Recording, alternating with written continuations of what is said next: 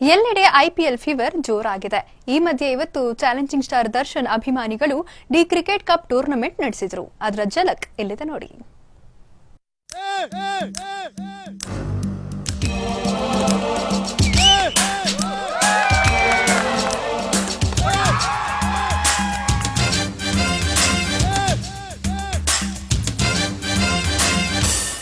D company Darshan fans association D cricket ಟೂರ್ನಿಯನ್ನ ಆಯೋಜಿಸಿತ್ತು. ಜಯನಗರದಲ್ಲಿ ಈ ಕ್ರಿಕೆಟ್ ಪಂದ್ಯ ನಡೆಯಿತು. ಈ ಪಂದ್ಯಾವಳಿಯಲ್ಲಿ ರಾಜ್ಯದ ವಿವಿಧ ಕಡೆಯಿಂದ ದರ್ಶನ್ ಅಭಿಮಾನಿಗಳು ಭಾಗವಹಿಸಿದ್ರು. ಇನ್ನು Sandalwood box office Sultan Darshan ಈ ಕ್ರಿಕೆಟ್ ಪಂದ್ಯಾವಳಿಗೆ ಆಗಮಿಸಿದ್ರು. ಅಲ್ಲದೆ ದರ್ಶನ್ ಬ್ಯಾಟ್ ಬೀಸಿ ಅಭಿಮಾನಿಗಳನ್ನ ಖುಷಿಪಡಿಸಿದ್ರು.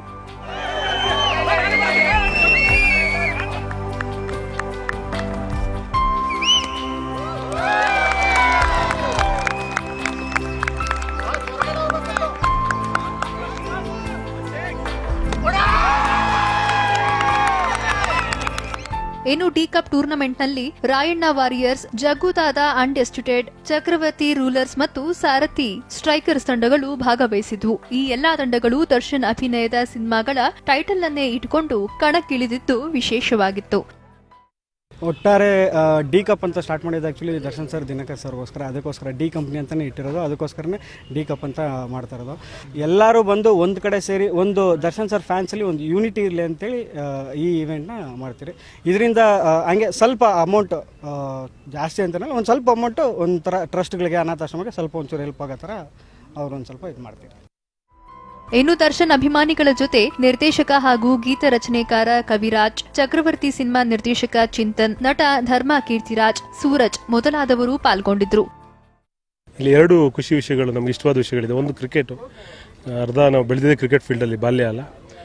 ಇನ್ನೊಂದು ದರ್ಶನ್ ಸರ್ ಮತ್ತು ಅವರ ಫ್ಯಾನ್ಸ್ ಅಸೋಸಿಯೇಷನ್ ಡಿ ಕಂಪ್ನಿ ಯಾವತ್ತೂ ನಮಗೆಲ್ಲರೂ ಹುಡುಗರೆಲ್ಲ ನಮ್ಮ ಹುಡುಗರ ಥರ ಯಾವತ್ತೂ ನಮ್ಮ ಜೊತೆಗಿರೋ ಹುಡುಗರು.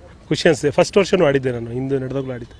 ಇಲ್ಲ, ಇದು ಅಭಿಮಾನಿಗಳನ್ನ ಒಟ್ಟಿಗೆ ಸೇರಿಸೋದು, ಒಂದು ಗೆಟ್ ಟುಗೆದರು.